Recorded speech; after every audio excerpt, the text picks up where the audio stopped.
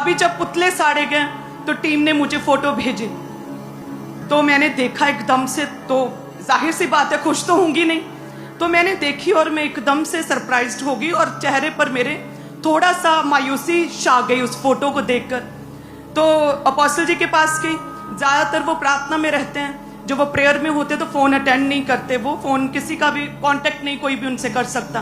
तो मैंने उन्हें दिखाया कि ये देखो क्या हुआ, मेरे चेहरे पे मायूसी, उदास थी, चाहे प्रभु की दासी हूँ लेकिन हूँ तो एक इंसान ही, तो देखकर उदास थी मैं। तो मैंने जैसे ही उन्हें दिखाया तो वो कहते हैं बधाई होवे तेनू।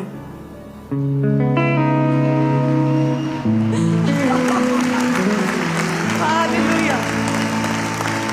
कहते तेनू बधाई होवे। एकदम से मैं पूरी तरह से हिल गई अंदर से कि क्या कहते कि इट मीन्स कि तुम कुछ शैतान का उखाड़ रही हो, यदि तुम्हारा विरोध हो रहा है, इट मीन्स कि तुम कुछ तो कर रही हो परमेश्वर के राज्य के लिए। जिन्होंने कॉम्प्रोमाइज कर लिया शैतान के साथ, सेम बोली बोलते, वो पखंड कहते, वो भी पखंड कहते हैं, वो भी सवाल उठाते हैं अनॉइंटेड लोगों पर, वो भी, उनके साथ थोड़ी शैतान कुछ करेगा, वो तो उनके अपने से ही है। उन्हीं का विरोध होगा जो शैतान के राज्य को उखाड़ रहा है, कुछ कर रहा है। तेनू बधाई होवे। हालेलुया। तो एकदम से जो मेरा चेहरा उदास था, मेरे चेहरे पे हंसी आ गई और वो हंसी बंद नहीं हो रही थी बहुत देर तक। हालेलुया। और मैं हंसी जावा बस के ए तू ही की कह दिता। इस पॉइंट ऑफ व्यू तो तक कोई सोच भी नहीं सकता कि इतना भी हो सकती है, इस चीज को इस नजरिए तो भी देखा जा सकता। वचन कहता है ना कि मन के जो अच्छे मन से क्या निकलता, अच्छी बातें ही निकलती हैं, मन के बुरे भंडार से केवल बुरी बातें ही निकलती हैं। जब आपके मन का मूल स्रोत परमेश्वर होता है ना, मेन सोर्स, तो आप हर चीज को बिब्लिकल वे से, परमेश्वर के नजरिए से, वर्ड ऑफ गॉड के थ्रू आप उस चीज को लेते हैं। तो एकदम से मुझे वो वाक्य याद आया, परमेश्वर का वचन, कि मैं तेरे दुख को नृत्य में बदल दूंगा, मैं तेरे दुख को डांस में बदल दूंगा, मैं तेरा टाट, जो तूने टाट ओढ़ा है ना दुख का, जो तूने शर्मिंदगी का टाट ओढ़ा है, वो टाट उतार कर परमेश्वर कहता हर्ष और उल्लास का मैं तुझे आत्मा दूंगा, इस तरह से मैं तुझे ब्लेस करूंगा। वही वाक्य मेरे जीव सेम ट्रांसफॉर्म हो गई मेरी लाइफ उस समय टोटली। हालेलुया। आपके जीवन में, इसीलिए मैंने अभी कहा कि आपके जीवन में जो बीमारी है ना, वो बीमारी नहीं, वो टेस्टमनी है।